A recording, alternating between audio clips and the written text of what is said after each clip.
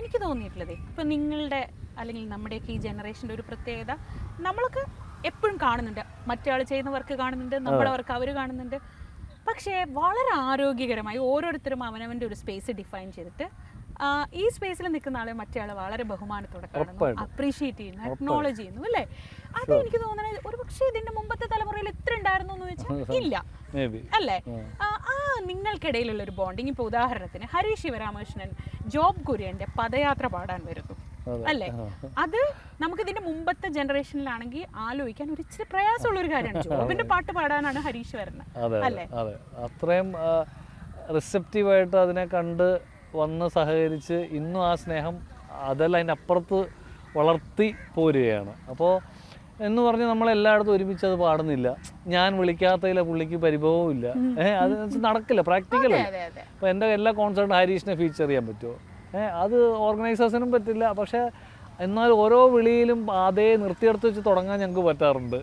May be അത് ആ respect ആയിരിക്കും. പുള്ളിക്ക് ഞാൻ ചെയ്യുന്ന ഒരു അറ്റംപ്റ്റിനോടൊരു റെസ്പെക്റ്റ് ഉണ്ട്, എനിക്ക് ഞാൻ പുള്ളി ചെയ്യുന്ന ഒരു അറ്റംപ്റ്റിനോടും മ്യൂസിക്കിനോടും ആദരവോടെ തന്നെയാണ് മ്യൂച്വലി കാണുന്നത്. അപ്പോൾ അതൊരു ഭയങ്കര ഒരു നല്ല സൈനായിട്ടാണ് തോന്നുന്നത്. എനിക്ക് അതിന് ഒരു റീസണായിട്ടും തോന്നുന്നത് മേ ബി ഈ എല്ലാവർക്കും ആ സ്പേസ് ഡിഫൈൻ ചെയ്യാനുള്ള പ്ലാറ്റ്ഫോംസ് ഇന്നും ഉണ്ട്.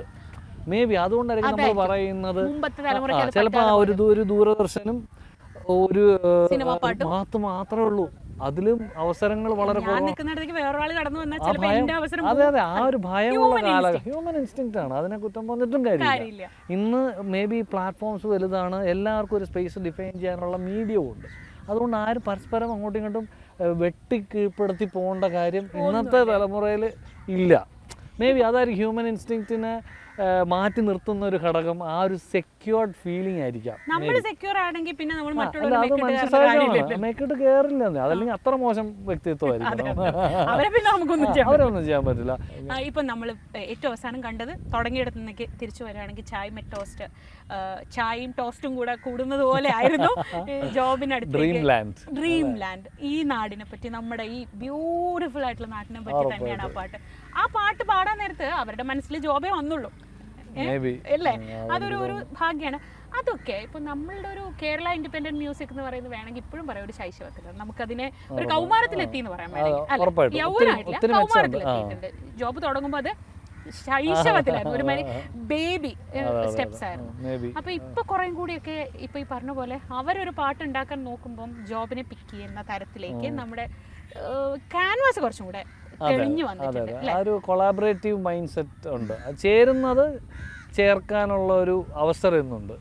എന്ന് വെച്ചാൽ നമ്മൾ എന്താ പറയുക, ചേരാത്തത് ചേർത്താൽ ഏച്ചുകെട്ടി മുഴിച്ചിരിക്കുന്ന പോലെ ഇരിക്കും. അപ്പോൾ അത് അതിനുള്ള സ്വാതന്ത്ര്യം, അവർ ആ റെസ്പെക്റ്റിൻ്റെ കാര്യം ഇവിടെയൊക്കെ അതാണ്.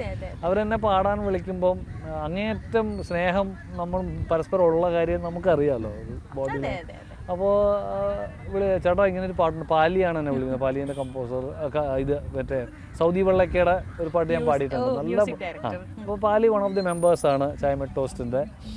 അപ്പോൾ അവരെല്ലാ എല്ലാവരും എനിക്കറിയാം, അശ്വിനെയും എല്ലാവരും എനിക്കറിയുന്ന അച്യുത്.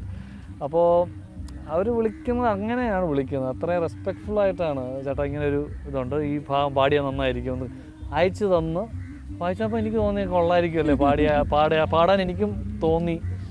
ആ സ്പേസ് ഉണ്ട്, ആ ഒരു മ്യൂച്വൽ റെസ്പെക്ട് എന്തായാലും നമുക്കത് അതറിയാം. കാരണം അവരിവിടേക്ക് വന്ന് സത്യത്തിൽ വെൻ ചായ് മെറ്റ് ടോസ്റ്റ് മലയാളികൾ ഉണ്ടെന്ന് ഒരു പക്ഷെ ഇപ്പം എൻ്റെ മകനോടൊക്കെ പറഞ്ഞു കഴിഞ്ഞാൽ ഞെട്ടുമായിരിക്കും. കാരണം എന്താ വെച്ചാൽ അവർ വിചാരിക്കുന്നത് ഒരു കംപ്ലീറ്റ് വേറെ ഏതോ ഒരു സ്ഥലത്തുള്ള സാധനമാണ്. അപ്പം അവർ വന്ന് ജോബിനോട് പറയാണ്. അതൊക്കെ ഉണ്ടാക്കുന്ന ഒരു വിശാലമായ ഒരു ക്യാൻവാസ്. എനിക്ക് തോന്നിയിട്ടുള്ളതെന്ന് വെച്ചാൽ ഇങ്ങനത്തെ കൊളാബറേഷൻസ് ഇപ്പം ഇത്രയും വർഷമായിട്ട് ഞാനിങ്ങനെ ശ്രമം നടത്തുന്നുണ്ടല്ലോ. അപ്പോൾ നമുക്കൊരു ഓഡിയൻസ്, നമ്മൾ ഇഷ്ടപ്പെടുന്ന കുറേ പ്രേക്ഷകർ, അവരിലേക്ക് അവരുടെ മ്യൂസിക്കും എത്തും. അവരുടെ ഒരു ഫോളോയിങ് ഉണ്ടല്ലോ, അവരെ ഇഷ്ടപ്പെടുന്ന ആൾക്കാരിലേക്ക് നമ്മളും എത്തുകയാണ്. അതൊരു പരസ്പര എന്താ പറയുക, ഒരു സ്നേഹത്തോടുള്ളൊരു ബാർട്ടർ സിസ്റ്റം. അതെ, ഒരു സംഭവമാണ് ഈ കൊളാബറേഷൻസ് ഹെൽപ്പ് ചെയ്യുന്നത്. അത് വേറൊരു കാര്യം ഞാൻ പുള്ളിക്കാരുടെ ഞാൻ ഷെയർ ചെയ്യാറുള്ളതെന്ന് വെച്ചാൽ, ഈ കൊളാബറേഷൻസ് വിളിക്കുമ്പോൾ ആ വിളിക്കുന്ന ആർട്ടിസ്റ്റിനെ ഏറ്റവും എങ്ങനെയാണ് നല്ലോണം ഉപയോഗിക്കുക, അതിലാണ് എൻ്റെ കൊളാബറേഷൻ്റെ വിജയം. എനിക്ക് തോന്നുന്നു അതിൽ 4 വരിയാണ് ഞാൻ പാടിയിട്ടുള്ളത്. ആ 4 വരി ആ പാട്ടിലെ ഏറ്റവും ഹുക്കി ആയിട്ടുള്ള ഏരിയയിലാണ് ആ 4 വരി. അത് അത്രയും അവർ ബ്രോഡ് മൈൻഡഡ് ആയതുകൊണ്ടാണ് ആ 4 വരി എനിക്ക് പാടുന്നത്. ഞാൻ ഏത് വരി വിളിച്ച് അതിലേത് വരി പാടാൻ പറഞ്ഞാലും ഞാൻ പാടും. കാര്യം ആ പാട്ട് എനിക്ക് റിലേറ്റ് ചെയ്തു. അവർ അത്രയും സ്നേഹത്തോടെയാണ് വിളിച്ചത്, അതുകൊണ്ട് ഉറപ്പായിട്ട് ഞാൻ ചെയ്യും. പക്ഷെ അവരത് ഏറ്റവും ചൂസ് ചെയ്ത് അതിൻ്റെ അകത്ത് ഏറ്റവും ഭംഗിയുള്ള 4 വരി വിളിക്കുന്ന ആർട്ടിസ്റ്റിനെ ഏറ്റവും റെസ്പെക്റ്റ്ഫുൾ ആയിട്ടൊരു ഏരിയയിലാണ് പ്ലേസ് ചെയ്തത്. അത് I think great gesture by dum.